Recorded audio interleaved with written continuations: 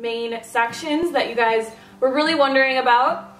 And the other questions I will get to, I just think a lot of them are very, like, the response is going to be a lot more elaborate than, you know, doing like a 6-hour Q&A response video. That's probably how long it would take me.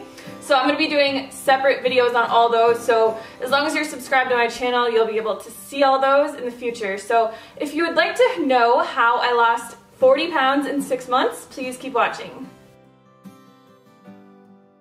So the first thing that I'm going to be talking about is food and what I ate and what I eat now to maintain a healthy diet and a healthy lifestyle, and obviously lose and maintain my weight. So if you don't know and you don't follow me and you're kind of new, I follow a whole foods plant-based diet, and in my journey being vegan, the number one thing that I struggled with was finding like a balance and how I could stick to something that was healthy and still lose weight and not have to cut out entire macronutrient profiles, like have to cut out, you know, all the fat in my diet or all the protein or all the carbohydrates.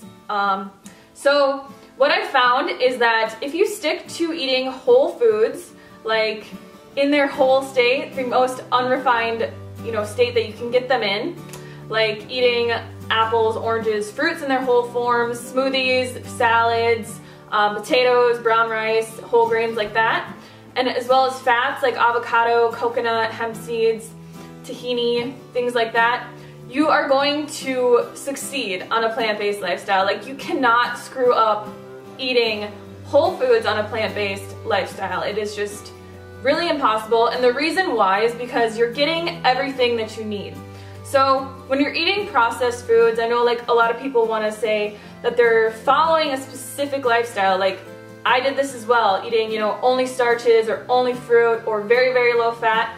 You're missing out on a lot of what the natural food would be providing your body, so it's a lot less satiating. So if you're eating white refined rice, you're missing out on like the fiber, the minerals, the fats that are in whole grain brown rice, and it's going to leave you feeling hungrier and more, you know, like out of balance. So you're gonna have to compensate for that somewhere else in your diet.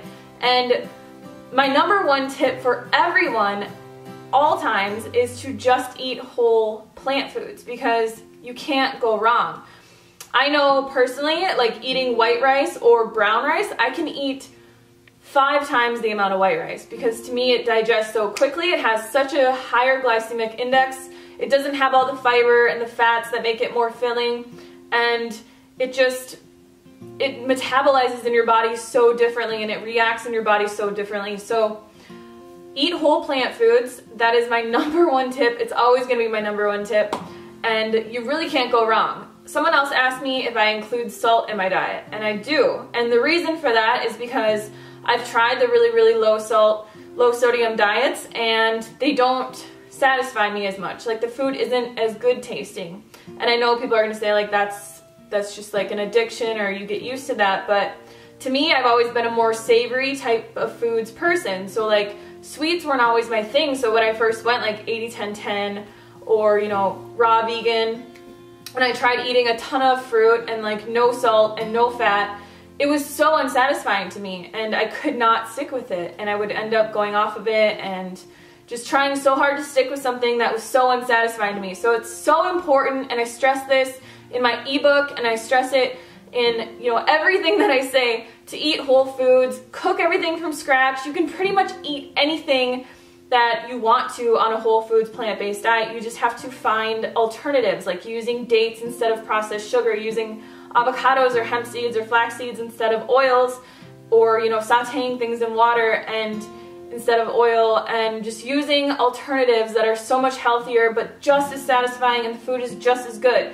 So if you have my ebook, you know that like all of my recipes are from scratch. Everything is made from whole plant foods. It's the only thing that I personally believe that you need to stick to be successful on a vegan diet or a plant-based diet. So the next thing that people ask me literally every single day is, how many calories do you eat in a day? And if you've watched my channel, you know that I stress beyond belief not counting calories and listening to your body and eating when you're hungry and stopping when you're full. But I get this question so much that I decided that I'm just gonna start tracking my calories a little bit and figuring out, you know, how many I eat every day. So my net calories on average come out to 1,800 calories a day. So people might think that's low, people might think that's high. It really depends on your perspective of it, but that is how I feel fulfilled and how many calories I feel like my body needs. And it doesn't matter, you know, if I'm counting calories or I'm not counting calories.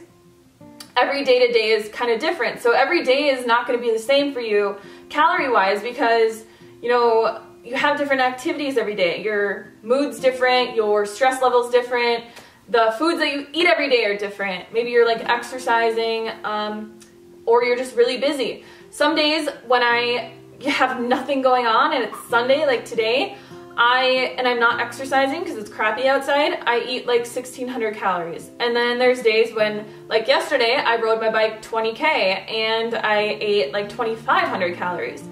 But when you think about net calories, the thing is that it all balances out. So 1,600 calories one day with absolutely no activity because I just wasn't very hungry, because I wasn't, you know, revving up my metabolism and my hunger drive with exercise. And then the next day, eating 2,500 calories, but also burning 600 or 700 when I was on the bike. So it's the same thing. It's the same thing if you're, you know, people say like, oh, you're under eating, you're starving yourself, you're eating less calories than your body needs, and that's why you're losing weight.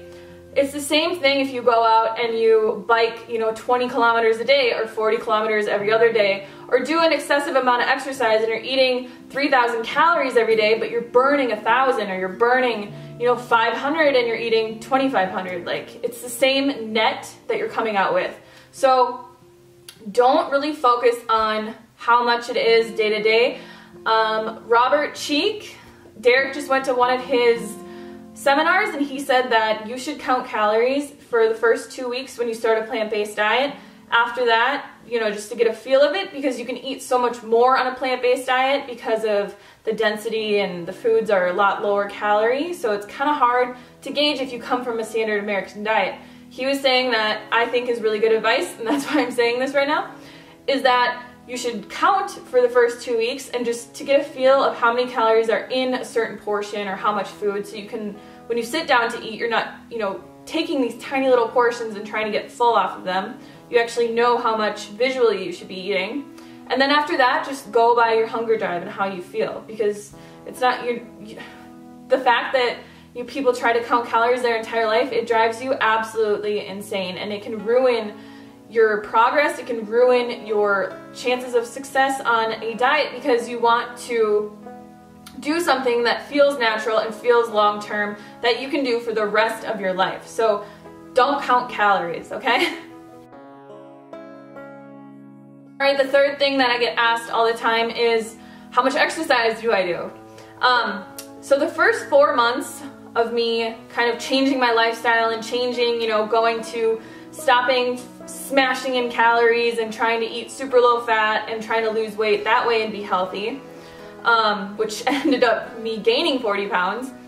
When I started listening to my body and just doing, you know what, I'm gonna eat more fats, I'm gonna eat more whole foods, I'm gonna stop, you know, eating like the refined stuff just because it's lower in fat, and I'm just gonna start doing what feels good and feels right for me.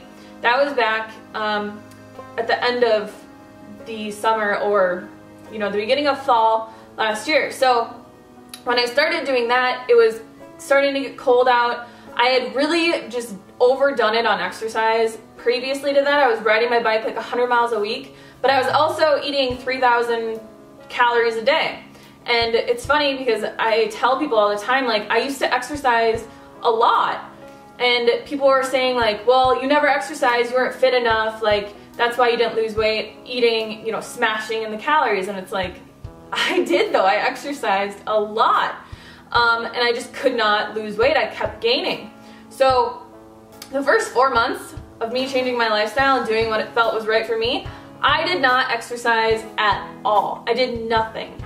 And the only thing that I actually like really did was walking my dog. So 4 months in, I did absolutely nothing. At that point, I had lost 25 pounds, and then After that, I had started doing small things. So I'm like, okay, it's winter. I really want to like just start building, you know, my fitness and my health back up. I'm over, you know, the obsessive exercising that I did. Like, I feel like I'm ready to get back into it. So I started doing small things. I don't have a gym membership. I don't want to pay for something like that.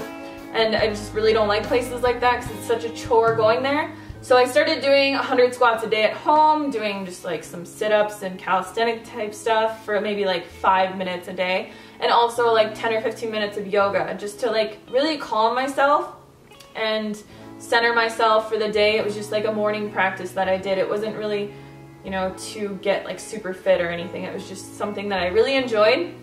Now, fast forward, I am starting to cycle a lot more. It's becoming, you know, summer outside and it's nice out, so I'm like jazzed to get back on my bike. Now I probably ride my bike 60 kilometers a week, I would say.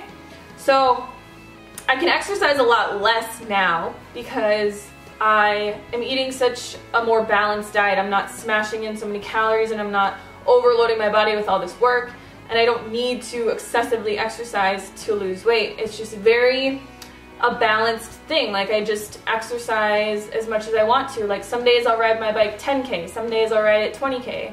And I really enjoy biking and I enjoy doing that. And that's why I do it. And I'm taking my dogs for longer walks, and it's just, I'm becoming more active.